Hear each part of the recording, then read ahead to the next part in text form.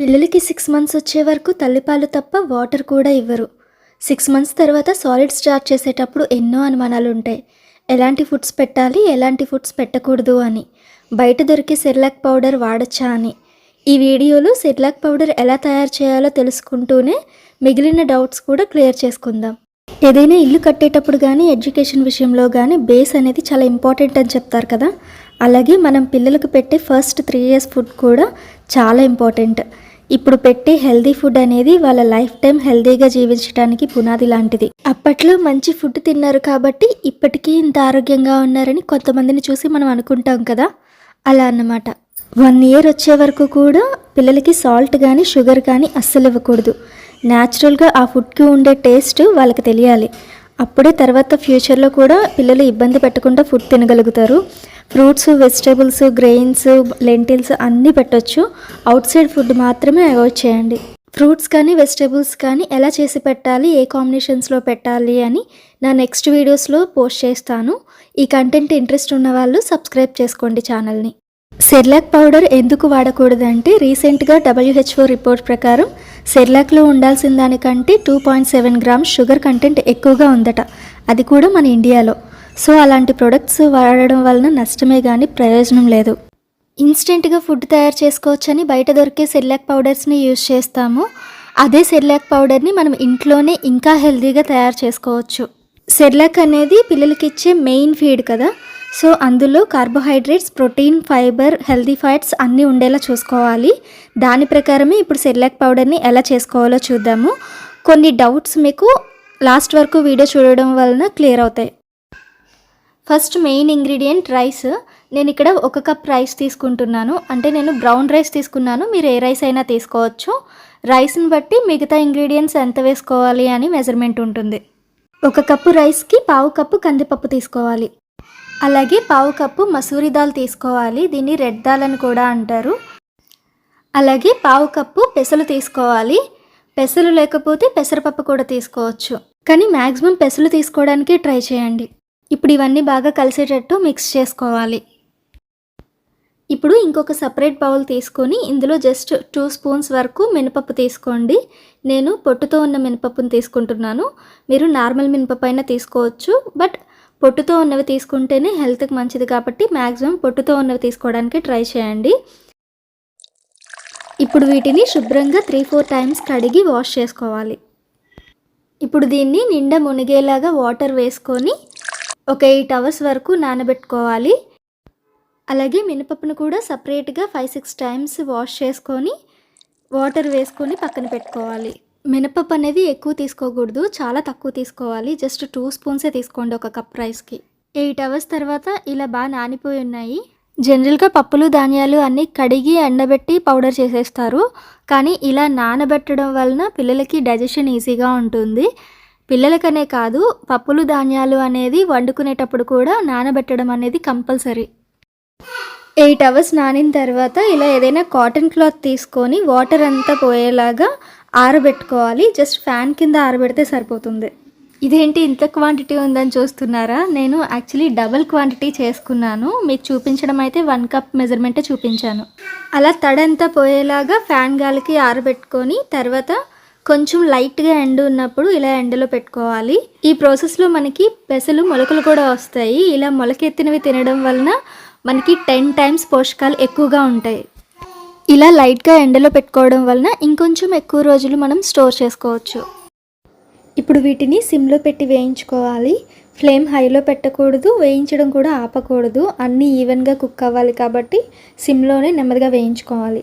మరీ బ్రౌన్ షేడ్లోకి రావాల్సిన అవసరం లేదు, జస్ట్ వేయించిన స్మెల్ వస్తే సరిపోతుంది. ఇప్పుడు వీటిని ఒక బౌల్లోకి తీసుకొని చల్లారనివ్వాలి. ఇప్పుడు 1 cup రైస్కి 1 cup ఓట్స్ తీసుకోవాలి. నేను రోల్డ్ ఓట్స్ తీసుకున్నాను.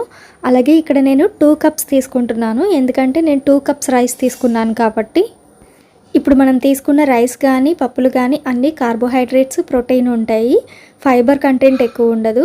సో మనం రోల్డ్ ఓట్స్ తీసుకోవడం వలన ఫైబర్ ఎక్కువ ఉంటుంది. ఇందులో ఫైబర్ ఉండడం వలన డైజెషన్ ఈజీగా ఉంటుంది. అలాగే 1 spoon జీలకర్ర తీసుకోవాలి. జీలకర్ర డైజెషన్కి యూజ్ అవుతుంది. అండ్ ఇప్పుడు ఇవన్నీ తీసుకోవడం వలన వేడి చేస్తుంది కదా, సో జీలకర్ర చలవ చేస్తుంది. అలాగే 1 spoon వాము, అజీర్తి చేయకుండా ఉంటుంది.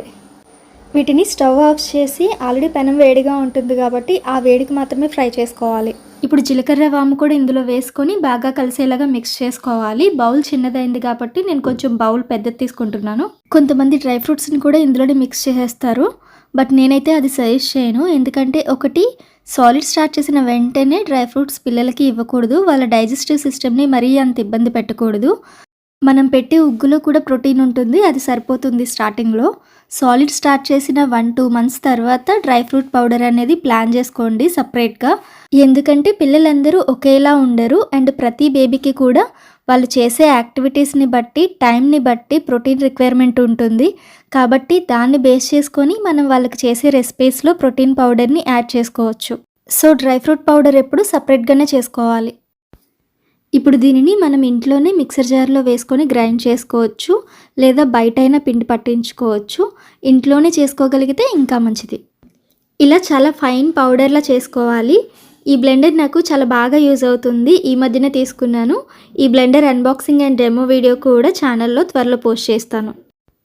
ఇప్పుడు ఈ పౌడర్ని జల్లించుకోవాలి. ఇందులో వేస్టేజ్ ఏమి ఉండదు, జస్ట్ మనకి మెత్తటి పౌడర్లా కావాలి కాబట్టి జల్లించుకోవాలి. ఇప్పుడు దీన్ని ఒక ఎయిర్ టైట్ గ్లాస్ కంటైనర్లో కానీ స్టీల్ కంటైనర్లో కానీ స్టోర్ చేసుకోవచ్చు. మొత్తం పిండిని జల్లించుకోగా నాకు ఇలా ఒక కంటైనర్తో రవ్వలాగా వచ్చింది. దీన్ని తర్వాత పిల్లలకి ఉప్మాలాగా చేయొచ్చు. మనం యూజ్ చేసే ఉప్మా రవ్వ కంటే ఇది చాలా మంచిది కదా. లేదంటే దీన్ని మిక్సీలో వేసి మళ్ళీ గ్రైండ్ చేసి పౌడర్ చేసుకోవచ్చు. ఇప్పుడు ఈ పౌడర్తో ఉగ్గు ఎలా చేసుకోవాలో చూద్దాము. ఒక గిన్నె తీసుకొని ఒక 1.5 స్పూన్ నుంచి 2 స్పూన్స్ వరకు పౌడర్ వేసుకోవాలి. బేబీ ఏజ్ని బట్టి, వాళ్ళు తినేదాన్ని బట్టి ఇంకొంచెం క్వాంటిటీ ఇంక్రీజ్ చేసుకోవచ్చు. తర్వాత ఇందులో వాటర్ వేసుకొని కలుపుకోవాలి. దీన్ని స్టవ్ పైన సిమ్లో పెట్టి కలుపుతూ ఉండాలి, లేదంటే పిండి కదా ఉండలు కట్టేస్తుంది. జస్ట్ 1-2 మినిట్స్లోనే పిండి ఉడికి బాగా దగ్గర పడుతుంది. ఇలా కొంచెం దగ్గర పడిన తర్వాత స్టవ్ ఆఫ్ చేసుకోవాలి. ఇప్పుడు దీన్ని పక్కకు పెట్టి చల్లార్చుకోవాలి. ఇది పూర్తిగా చల్లారక ముందే కొంచెం వేడి మీదనే ఇంట్లో చేసిన నెయ్యి వేసుకోవాలి. నేను వీడియో స్టార్టింగ్లో చెప్పాను కదా, ఈ ఉగ్గులో అన్నీ యాడ్ అవుతాయి అని. సో హెల్దీ ఫ్యాట్ అనేది నెయ్యి వలన మనకి యాడ్ అవుతుందన్నమాట. దీన్ని గోరువెచ్చగా అయ్యేంత వరకు కూడా కలుపుతూ ఉండాలి, లేదంటే ఉండలు కట్టేస్తుంది. మరీ చల్లగా పెట్టకండి, కొంచెం గోరువెచ్చగా ఉన్నప్పుడే పెట్టండి. ఇది చల్లారిన తర్వాత ఇంకొంచెం తిక్కుగా అవుతుంది. దీన్ని ఫీడింగ్ బౌల్లోకి తీసుకొని ఫీడ్ చేయొచ్చు. వెండి గిన్నెలో తినిపించడం అనేది మనకి ఎప్పటి నుంచో ఉంది. ఎందుకంటే వెండిలో ఉన్న ప్రాపర్టీస్ అనేవి మన బాడీకి చాలా మంచిది. చిన్నపిల్లలు పుట్టిన వెంటనే ఎవరో ఒకరు గిఫ్ట్ చేస్తూ ఉంటారు కదా వెండి గిన్నెలు, అవి పక్కన పెట్టేయకుండా యూజ్ చేయడానికి ట్రై చేయండి. వెండి గిన్నెలో తినడం అనేది లగ్జరీ కాదు, అది ఆరోగ్యం కోసమే మన పెద్దవాళ్ళు మనకి అలవాటు చేస్తూ వచ్చారు. ఇన్ కేస్ వెండి గిన్నెలో పెట్టడం అనేది పాసిబిలిటీ కాకపోయినా, లేదా ఆల్రెడీ కొంచెం పిల్లలు పెరిగారు లేదా తినట్లేదు, సో వాళ్ళకి అట్రాక్టివ్ బౌల్స్లో పెట్టాలి అని అనుకున్న మంచి ఫుడ్ గ్రేడ్ మెటీరియల్ బౌల్స్ తీసుకోండి. సాలిడ్ స్టార్ట్ చేసిన వెంటనే పిల్లలు కూర్చొని తినలేరు.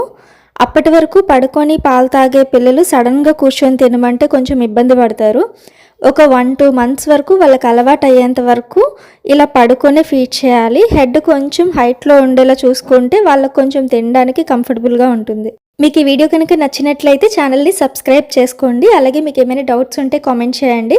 ఇంకేమైనా వీడియోస్ కావాలనుకుంటే నాకు కామెంట్ సెక్షన్లో చెప్పండి, ఆ వీడియో చేయడానికి ట్రై చేస్తాను. Thank you.